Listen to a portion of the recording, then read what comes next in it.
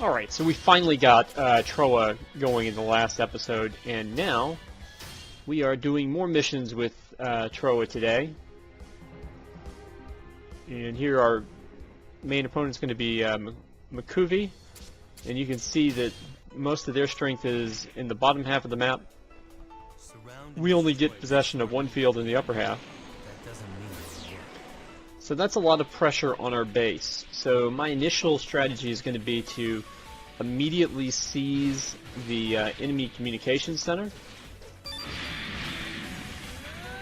while one of our allies has managed to grab the other communications center. So we can now communicate with our allies. I'm going to have to see if I can get this done before the home base becomes too weakened, because they have sent somebody in that direction immediately. I've got my ally is fortunately going back there to sort of help, and our defenses should be on full, and I'm surrounded by Ortega and Master Asia over here, so that's a problem. So now I'm not even going to get to capture that communication center before anything happens. I'm going to have to deal with these guys, because I can't really allow them to get into the base.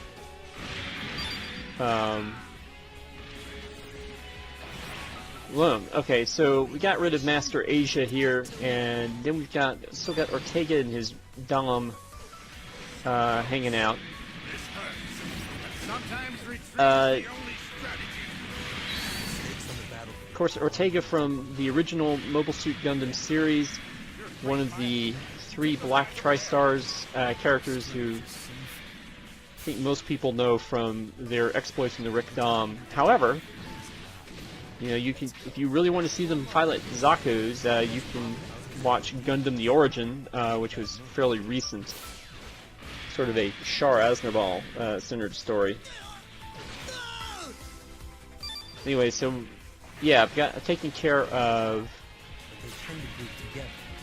those 2 guys there. Now I've got a choice. I can either try to capture the communication center, or attempt to rescue Kai, or I can support the Allied headquarters. I made the decision to attack the... Okay, well, Mash is dead. I'm not really sure how, because I don't think I did that exactly. Mash is another one of these Black Tri-Star types. There are only 3 of them. I think Gaia is the 3rd. And now we're running into a mob of, looks like GMs, and also the Bewu suits.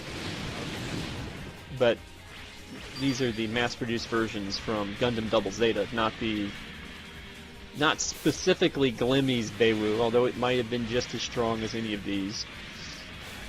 It's not the suit that he finishes the series in.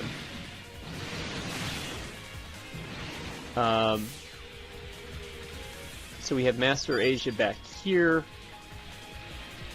Trace Kushanada has been shot down in our headquarters. Again, we didn't lose anybody. We had 2 units back there to protect that area, and we had our auto defenses in place. So yeah, that was not particularly a bright idea to go straight full-on attacking into our base. So I'm still trying to wipe out the enemy communications facility here. And at this point, I'm still not very good with the combo system, so you see me relying on the sort of same melee combo over and over again. Of course, on Trowa in the Heavy Iron Gundam, it just kind of looks cool to see the bullets being utilized as part of this melee combo. I'm sure things will work out as long as you're. It's also a little more realistic. I think that even though I got better by the time I started playing Reborn, which is the sequel to this game, there's a lot of movement and a lot of acrobatics that Trowa's suit does that are reminders of what Trowa could do as a clown, not so much what Heavy Arms ever did, other than one scene in Endless Waltz. So this seems more realistic to me, even though it's arguably not as cool to wipe people out this way. Alright, and so right now I'm trying to wipe out this last enemy field. I really don't need to do this. McAfee has already showed up. He's the enemy boss section for this level. My allies have taken over most of the other fields here. Right now, it's basically just increasing the kill score. And since I'm here, I just don't want any. I don't want any surprises. I think is what's safest to say at this point, other than recording quality and problems like that. All right, so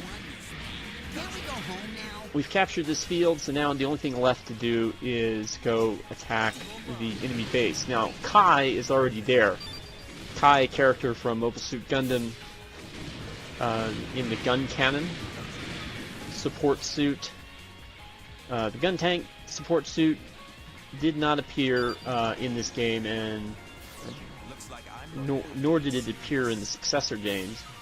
Although, if you really want to play Gun Tank, you can go and play the Gundam Versus arcade fighting series, and you can be a 3D version of Gun Tank. All right, so we just lost Kai. Our other ally, Banneker Lynx from Gundam Unicorn, has jumped in to take on the boss, and that's never really a good idea for your computer allies to take on the computer boss. And I'm basically trying to wipe out the field at the moment, because as long as the enemy holds this field, they'll keep respawning more and more enemies. They'll just sort of get in the way when I try to take out the boss. And we were so close anyway. So now we hold the enemy headquarters, so now it's going to be our guys who sort of drop in, and that'll be Makuvi's problem.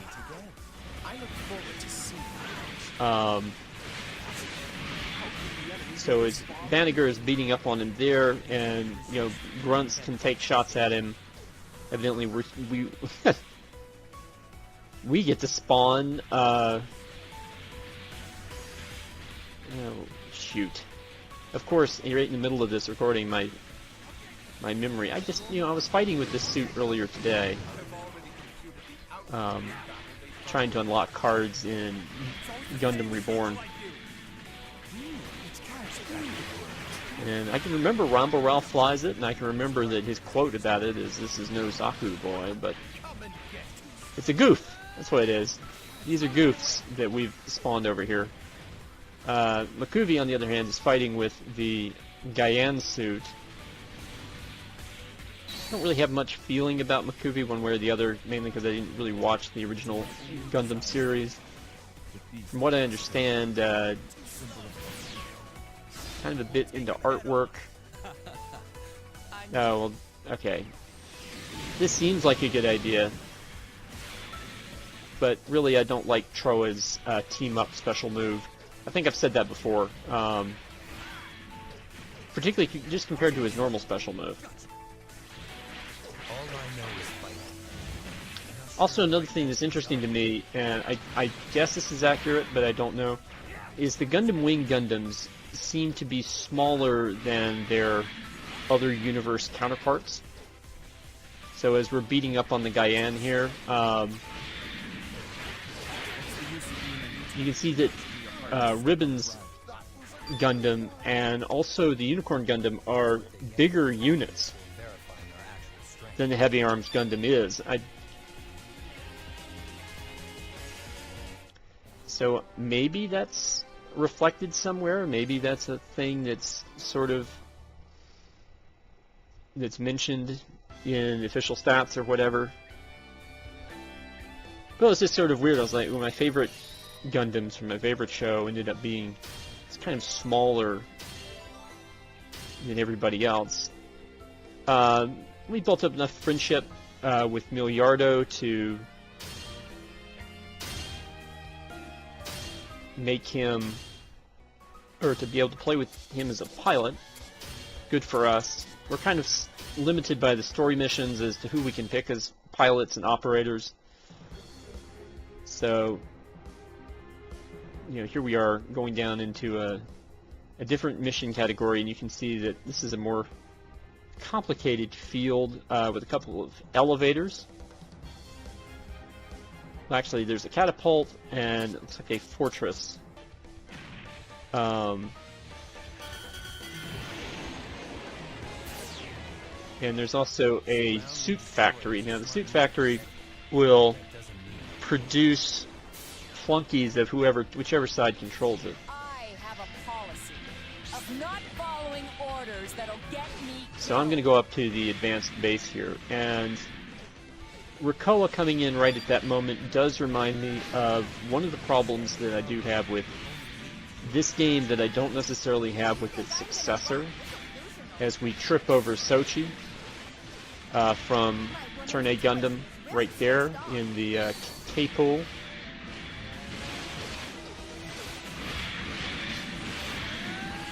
And that is that the voice acting in the sort of when the lines appear gets kind of obnoxious, particularly once you've heard all the dialogue. Okay, so we took out Sochi. We've got an ally on the field who's going to a particular location. So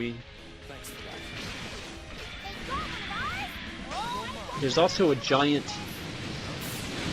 It looks like there's a giant unit up on the upper right-hand corner of the map. So that we'll keep an eye on that. It's not necessarily. We don't necessarily have to defeat that in order to beat the level. Alright, looks like Jared captured the fortress. And then got himself killed. Or something close to it. I mean, I'm pretty sure I'm not going to get there. What I'm trying to do is I'm trying to get more partner gauge so I can get just more assist help. Not all the assists in this game are particularly useful. Some of them, and some of them are more useful than others. Fortunately, one of my favorite characters in Gundam has a really good assist in this game, but we don't really get to see him until we unlock him, and that's going to be a little while. Alright, we've finally taken the advanced base. Don't think I'm one of those moon rangers. But I was saying about dialogue. In this game, that annoying dialogue is in English, which means that I can, and I guess I could change to a Japanese option, which means I can actually hear them say the same things over and over again, and some of them are particularly never appropriate. I'm not saying that they like curse or anything or use bad language, but you know, there's anytime Char Aznarbal is on the map in his grown-up form. Getting away with it.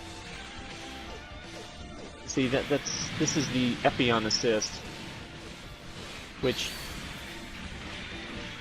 doesn't seem to be very useful. Although it looks like if you powered it up a little bit, it could do quite a bit of damage.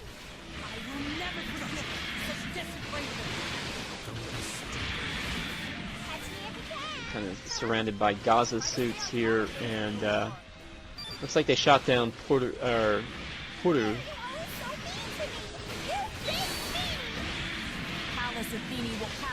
But to go back, you'll hear anytime Char Aznarbal is in a map and his adult form, you will see, he'll come out and he'll say, Char Aznarbal says, "Let the purge begin," and you'll be in battle situations where you're like, "What? All you gotta do is keep things Ooh, what are we purging? Are you enemy or ally when you do this kind of thing?" It's just a scratch. I'll be fine. there's a whole bunch of stuff going on as we're trying to secure this catapult here. There's no turning back now.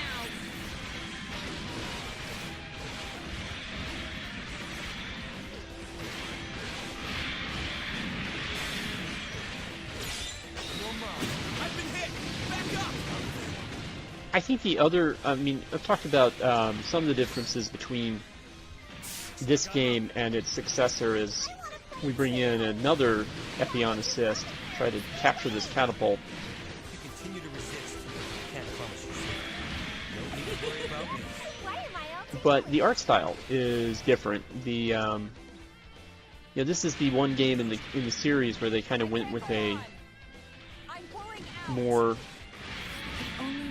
comic booky, kind of style. I mean, this is the same kind of art style they use, or you'll see in Transformers Devastation.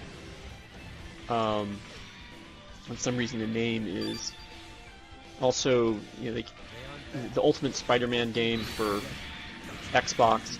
There's just lots of.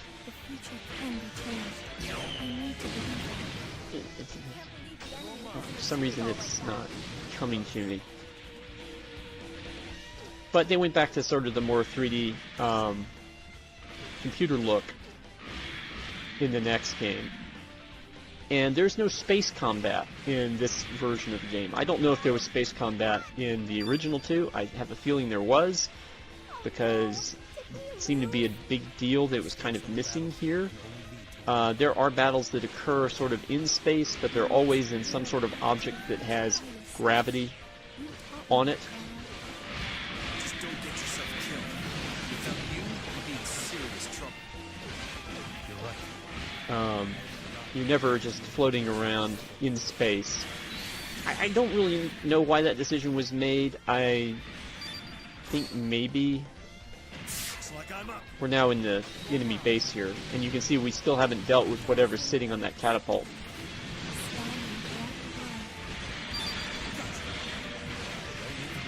Looks like they're still fighting. I'd better get to work. I have a policy of not following orders that'll get me killed. Please be careful. Sometimes it seems like you're rushing towards death. So we got a lot of stuff going on right now. You should be able to win for sure. Rakoa is coming to assist. Rakoa, I think she was an Intel character. Sort of a double agent in the Zeta Gundam series. Ultimately, I think turned on the main characters.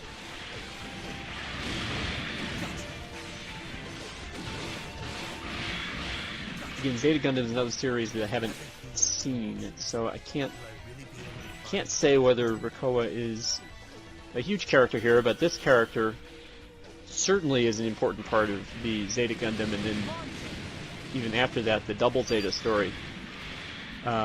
Spurned Char love interest Haman Karn. That's all that's important to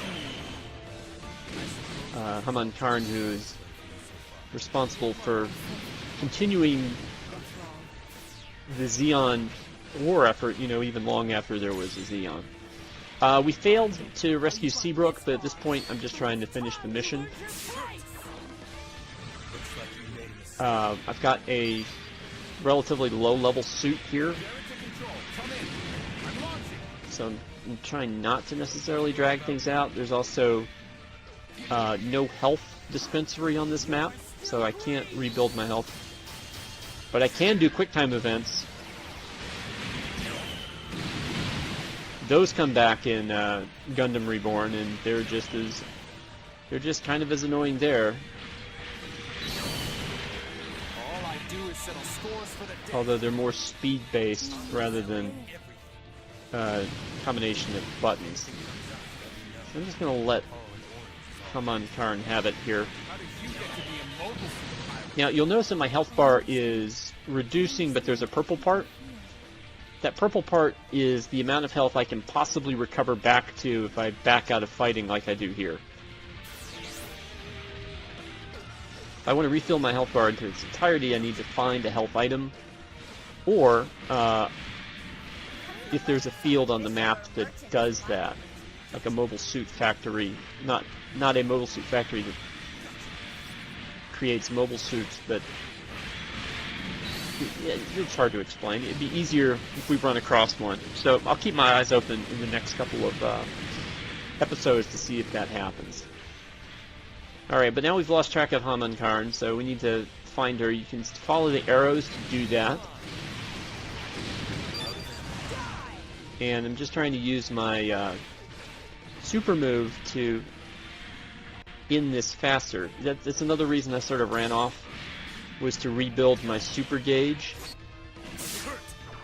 And you can see, well, and we got another Miliardo assist available to us. And so he is now attacking her, but that'll only do so much damage. But hey, enough for us to gun her down in the next part. So You just defended our tomorrow, our future. so exciting. But I will point out that there was probably a giant suit on that other field that we never even looked at.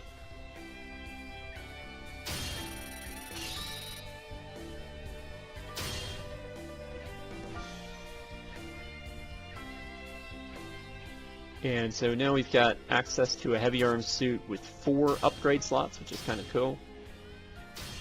But it's also rank 1, and we